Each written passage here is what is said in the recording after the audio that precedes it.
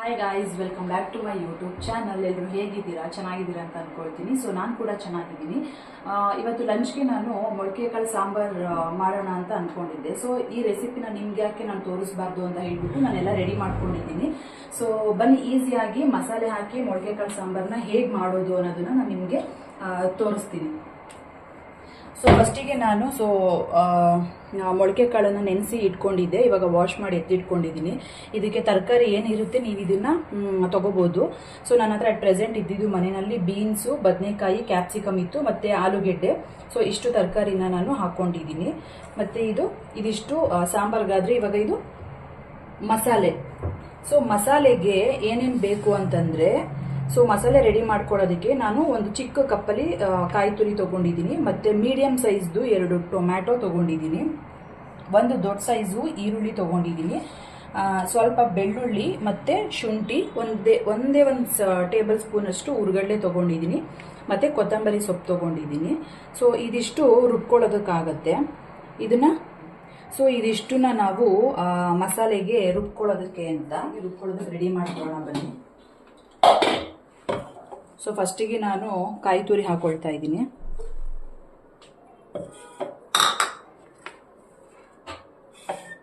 So 2 tomato ಮತ್ತು ಈರುಳ್ಳಿ, ಹಾಗೆ ಶುಂಠಿ, ಬೆಳ್ಳುಳ್ಳಿ, ಉರ್ಗಡ್ಲೆ ಮತ್ತು ಕೊತ್ತಂಬರಿ ಸೊಪ್ಪು.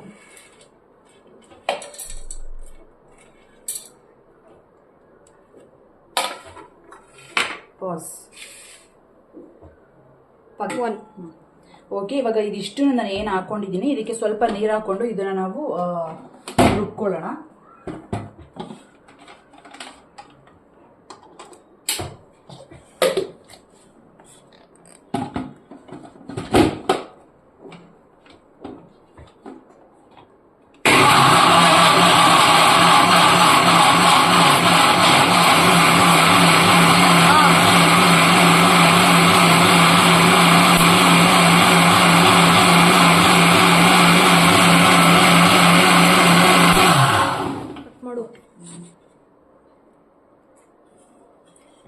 ಓಕೆ, ಇವಾಗ ಇದನ್ನ ಈ ಥರ ರುಬ್ಕೊಂಡಿದ್ದೀನಿ ನಾನು.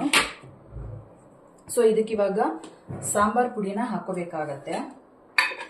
ಈ ಸಾಂಬಾರ್ ಪುಡಿ, ಸೊ ಇದು ಮನೆಯಲ್ಲೇ ಮಾಡ್ಕೊಂಡಿರುವಂಥ ಸಾಂಬಾರ್ ಪುಡಿ. ಇದು ನನಗೆ ಪ್ರತಿ ವರ್ಷ ನಮ್ಮಮ್ಮ ಮಾಡಿಕೊಡೋ ಸಾಂಬಾರ್ ಪುಡಿ. ಇದನ್ನು ನಾನು ವೆಜ್ಗೂ ಯೂಸ್ ಮಾಡ್ತೀನಿ ಮತ್ತು ನಾನ್ ವೆಜ್ಗೂ ಕೂಡ ಯೂಸ್ ಮಾಡ್ತೀನಿ.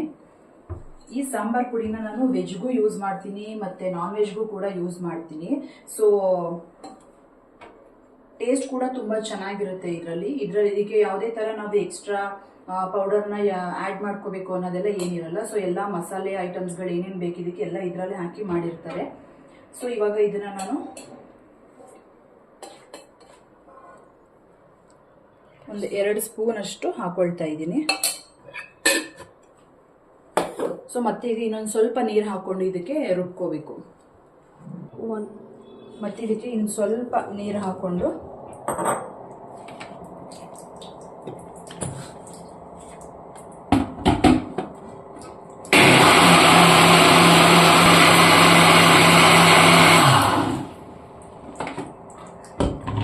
ಚೆನ್ನಾಗಿ ರುಬ್ಕೊಂಡು. ಸೊ ನೋಡ್ಬೋದು ಇವಾಗ ಕಂಪ್ಲೀಟ್ ಮಸಾಲೆ ರೆಡಿ ಆಗಿದೆ. ಸೊ ಇವಾಗ ನೆಕ್ಸ್ಟ್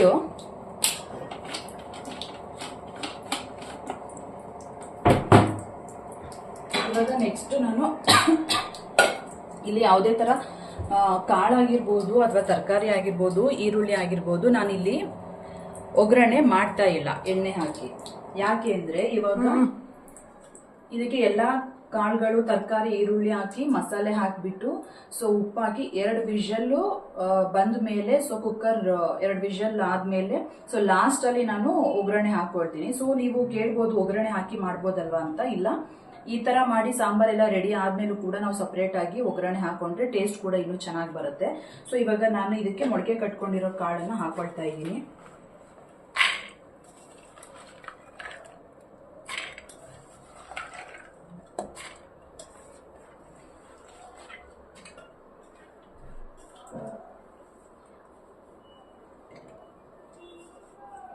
ಫ್ರೆಂಡ್ಸ್, ನಾನಿಲ್ಲಿ ಮೊಳಕೆ ಕಟ್ಟಿರೋ ಕಾಳು ನೋಡ್ಬೋದು ನೀವು.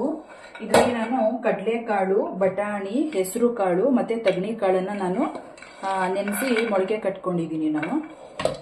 ಸೊ ಇದಕ್ಕೆ ಬೀನ್ಸು, ಬದನೆಕಾಯಿ, ಕ್ಯಾಪ್ಸಿಕಮ್, ಆಲೂಗೆಡ್ಡೆ, ಸೊ ಇಷ್ಟನ್ನ ನಾನು ಹಾಕೊಳ್ತಾ ಇದ್ದೀನಿ.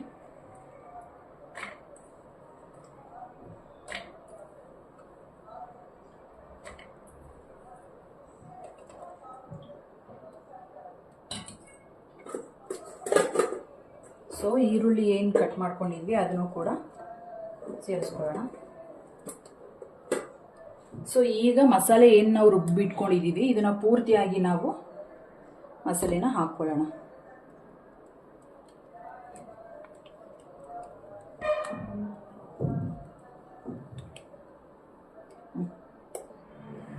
ಸೊ ನಾವಿವಾಗ ಮಸಾಲೆ ಹಾಕೊಂಡಿದ್ದೀವಲ್ಲ, ಸೊ ಅದೇ ಜಾರ್ಗೆ ನಾವು ಅದನ್ನು ನೀಟಾಗಿ ತೊಳ್ಕೊಂಡು, ಸೊ ನಮ್ಗೆ ಎಷ್ಟು ನೀರು ಬೇಕು ಸೊ ನೀರನ್ನು ನಾವು ಹಾಕೋಬೇಕಾಗುತ್ತೆ.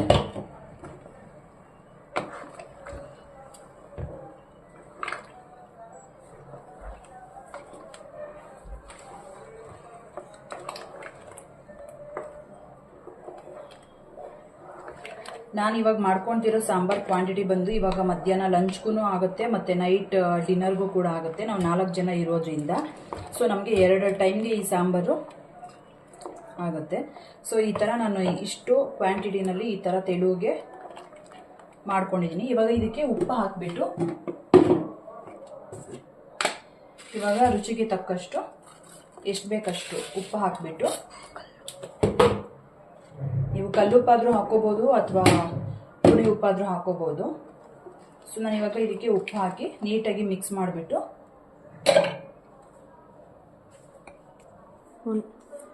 ಇವಾಗ ಲಿಡ್ ಕ್ಲೋಸ್ ಮಾಡ್ಕೊಳ್ಳೋಣ.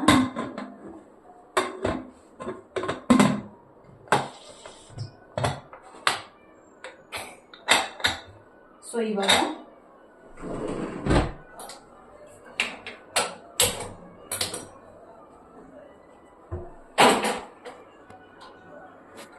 ಇದು 2 ವಿಷಲ್ ಕೂಗಿದ್ರೆ ಸಾಕು. ಸೊ 2 ವಿಷಲ್ ಆದ್ಮೇಲೆ ಸಾಂಬಾರ್ ರೆಡಿ ಆಗಿರುತ್ತೆ. ಆಮೇಲೆ ನಾವು ಲಾಸ್ಟ್ ಅಲ್ಲಿ ಸ್ವಲ್ಪ ಒಗ್ಗರಣೆ ಹಾಕೊಂಡ್ರೆ ಸೊ ಸಾಂಬಾರ್ ಟೇಸ್ಟಿ ಆಗಿರುತ್ತೆ. ಈ ತರ ಮಾಡಿ ಇದು ನನ್ಗೆ ಈಸಿ ಮೆಥಡ್ ಅಂತ ಅನ್ಸುತ್ತೆ. ಸೊ ನಾನು ಯಾವಾಗ್ಲೂ ಇದೇ ತರಾನೇ ಮಾಡೋದು. ಸೊ ಇವಾಗ ಇದು 2 ವಿಷಲ್ ಆದ್ಮೇಲೆ ಆಮೇಲೆ ನಿಮ್ಗೆ ಸಿಗ್ತೀನಿ. ಓಕೆ,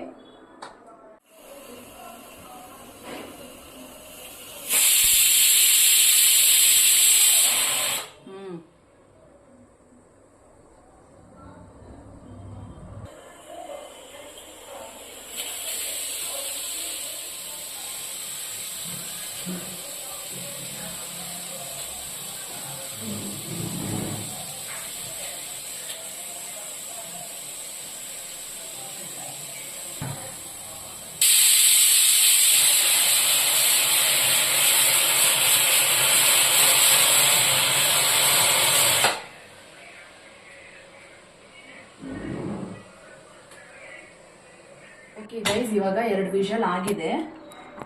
ಸೊ ಓಪನ್ ಮಾಡೋಣ.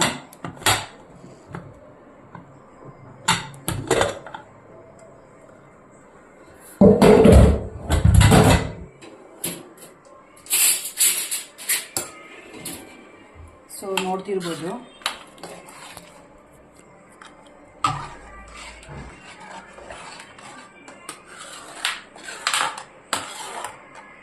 ಇದು ಯಾವ ತರ. ಸೊ ನೋಡಿ, ಕುಕ್ಕರ್ ವಿಷಲ್ ಬಿಟ್ಟಿದೆ, ಓಪನ್ ಮಾಡಿದ್ದೀನಿ. ಸಾಂಬಾರ್ ಜಾಸ್ತಿ ತೆಳುಗೂ ಆಗಿಲ್ಲ, ಗಟ್ಟಿನೂ ಇಲ್ಲ. ಸೊ ಎಲ್ಲ ನೀಟಾಗಿ ಚೆನ್ನಾಗಿ ಕುಕ್ ಆಗಿದೆ. ಇದ್ರ ಸ್ಮೆಲ್ ಯಾವ ಥರ ಅಂತಂದರೆ, ಸೊ ನಾನ್ ವೆಜ್ ತಿಂದೇ ಇರೋರು ಕೂಡ ನಾನ್ ವೆಜ್ನ ಸೇಮ್ ನಾನ್ ವೆಜ್ ಮಾಡಿದಾಗ ಚಿಕನ್ ಅಥವಾ ಮಟನ್ ಸಾಂಬಾರ್ ಮಾಡಿದಾಗ ಯಾವ ಥರ ಸ್ಮೆಲ್ ಬರುತ್ತೆ, ಸೊ ಅದೇ ಥರ ಸ್ಮೆಲ್ ಬರುತ್ತೆ. ಸೊ ಮೊಳಕೆ ಕಟ್ಟಿ ಹಾಕಿ ಮಾಡಿರ್ತೀವಲ್ಲ, ಅದರಿಂದ ಸಾಂಬಾರ್ ಟೇಸ್ಟ್ ತುಂಬ ಚೆನ್ನಾಗಿರುತ್ತೆ.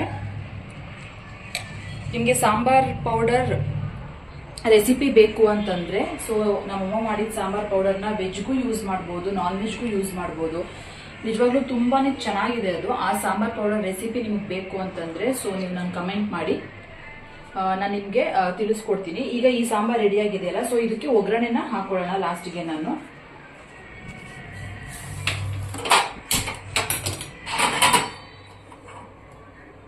ಪಾಸ್ ಮಾಡಿದ್ಯಾ?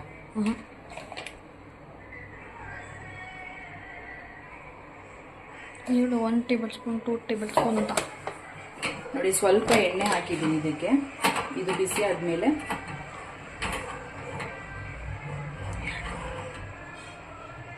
ಇವಾಗ ಉರಿ ಕಮ್ಮಿನಲ್ಲಿ ಇಟ್ಕೊಳ್ಳೋಣ. ಇವಾಗ ಇದು ಎಣ್ಣೆ ಸ್ವಲ್ಪ ಬಿಸಿ ಆಗಿದೆ, ಸ್ವಲ್ಪ ಸಾಸಿವೆ ಹಾಕ್ಕೊಳ್ತಿದ್ದೀನಿ.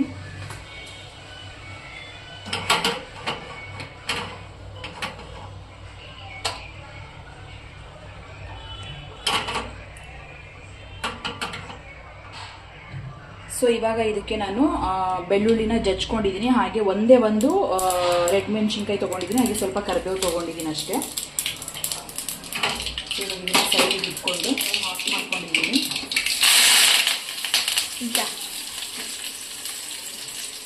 ನಮಗೆ ಸ್ವಲ್ಪ ಇಂಗು,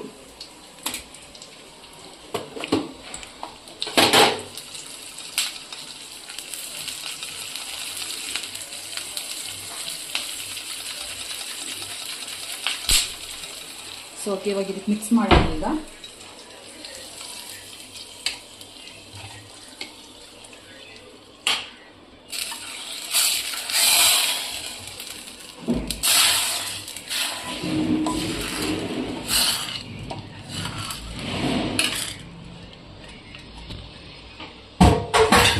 ನೋಡಿದ್ರಲ್ಲ,